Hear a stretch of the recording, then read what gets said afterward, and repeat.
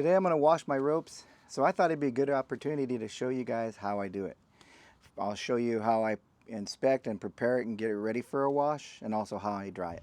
Let's get to it. So it's a good idea when you're going to wash your ropes that you put it in something like a laundry bag, something like this.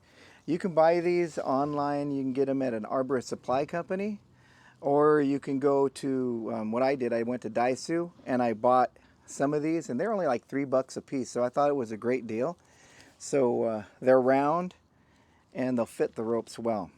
So you get something like this, and then for me also I got these hangers so I can, these are only like maybe $3 a piece, and you can use this to hang your ropes.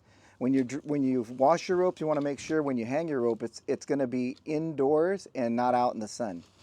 So that's what we plan on doing. So the ropes that I'm using today, I know that they haven't been used on sappy trees. I'm planning on putting my ropes in my wash machine, and if I use them on a sappy tree, it could put resin in my wash machine and it can mess up the clothes later. So if you do have ropes and you use it on sappy trees like pine, or if even like on ficus trees, and you know there's sap on it, it's not something that you definitely don't want to use it in your wash machine. You'll probably want to get like storage bins, put water in it. You could buy a brush. They sell them in arborist supply companies where you can put a brush on it and rub it as you go. They even sell like one you can buy on a water hose and push your rope through it. That's something you want to do if you have a sappy rope. My ropes aren't all sappy, so what I'm going to do, and I plan on it, is putting it in the bag and in my wash machine. I know that I'm not going to ruin my clothes that way. And myself, I'm not going to even use detergent. They do have detergent you can buy in arborist supply stores. You can find that out online. But for me, I'm just going to use water just to get them, clean. The next step that I'm going to do, I'll inspect my rope before I even put it in the laundry bag. How I inspect my rope is just like I would for any other inspection on any other day. So I'll pull my rope out and I'll start at one end, and I'm going to look at the ring of it, make sure, or the sewn eye, to make sure that everything is good with it. And then what I'll do is with my hand and finger, I'll start sending the rope through. And then when I'm doing this, I'm looking for like sunken in areas or divots, cut up cover, and if there's any sap or if I'm seeing any kind of chemical damage. So what I want to do is I'll just run it through.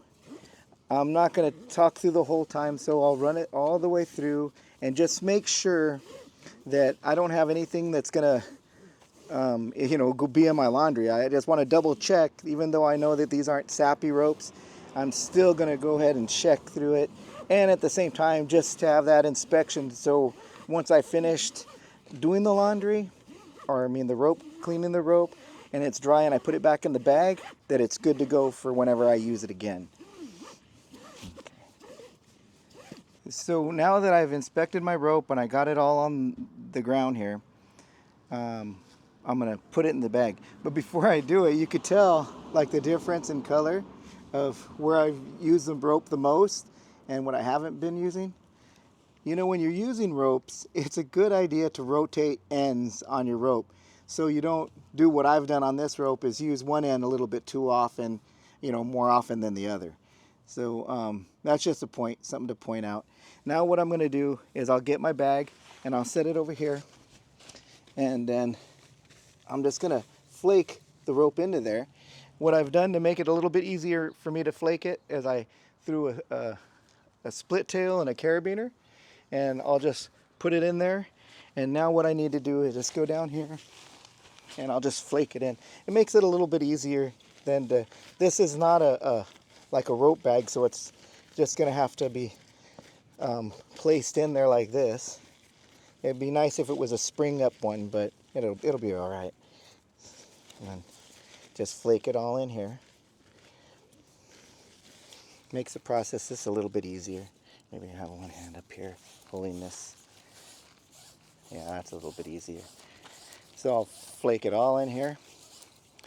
And at the same time, what I'll do is I have a few press sticks, and they're so small, they're really not going to get all tangled up. So I'll probably put a couple of Pressics in this bag, and I also plan on washing another rope. So I'll probably put a couple of Pressics or one Pressic in the other rope bag or washed laundry bag. Now that I've got to the end, got it ready, I'm gonna put a couple of Pressic cords in here. I'm sure they're not gonna get all tangled. Now I'll zip it closed, and in this one, they got this little elastic where you could tuck the zipper in and then just slide it in. There you go. That's hopefully it's so it doesn't come open. Now what I need to do is just get the other one prepared, and I'll put both of these in the wash at the same time. Now I have both ropes that I want to wash prepped and ready for wash. Let's go put them in. Now that I've got them all prepared, I'm here. I'm going to put it in the wash machine. On my wash machine, it has this where I could take out the center. So I'm going to take the center out, and I'll go ahead and put both bags in. The first what I'm going to do is probably just put them on top of each other, and hopefully when it starts to go to spin cycle, it does it like level. I think both of these will fit well. Now that they're in there, what I want to do is make sure I put it on a heavy load. So I'm going to go put it on heavy, and then I want to make sure that it's going to be on cold. So I've got to put my glasses on for this. Don't get old, people. It sucks. Alright, so it's on cold and extra rinse, deep water. So here we go.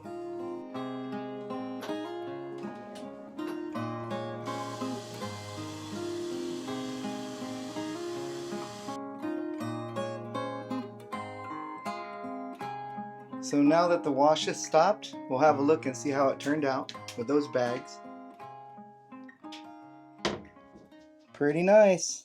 So now all I have to do is grab these bags, take them to the garage, and we'll hang them up. Let's see.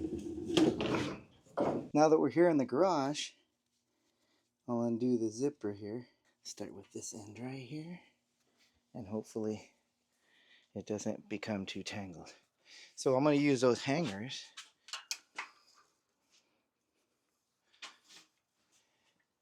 It's going to be kind of a tangly mess, I hope not, but I'm just kind of looping them. I am kind of crossing them. I don't see any other way that I can do it. That hopefully when I'm deciding to take them down, it won't be so confused on how I made this pattern. And then for right now, I'll throw this press-it cord right here. And next I'll get the other one and I'll hang them up on these two hangers here. Now that I have both ropes on the hangers and they're not touching the ground, and they're indoors so the sun's not going to hit it, it's going to take a couple of days, I think, for them to dry off. I think I got a pretty fair result. They look actually a lot better than they were looking. I've got the cords that I threw inside, and I'm just going to hang them up here on this clip and let them dry also. Probably another day, a couple of days. Same with the ropes. So after that, I'll just put them on my bags. They'll be ready to go. So it's important that you do wash your ropes every once in a while, so they can last a little bit longer, get some of the grime out of it. Also, if you have them like real dirty, it pushes dirt into your press-it cords. Anyhow, when I'm gonna wash a rope, this is how I do it. Unless it was like a rope with a lot of sap, and in that case I would use probably storage bins with full of water, and maybe use a brush or something to try to get some of the gunk out. And I'd probably look into buying some kind of a soap that was gentle to ropes, like an arborist supply company. Hope this video has been helpful. Comment, like, and subscribe. Hit the notification bell if you like what we do, and by all means share our videos. Take care. We'll see you next time.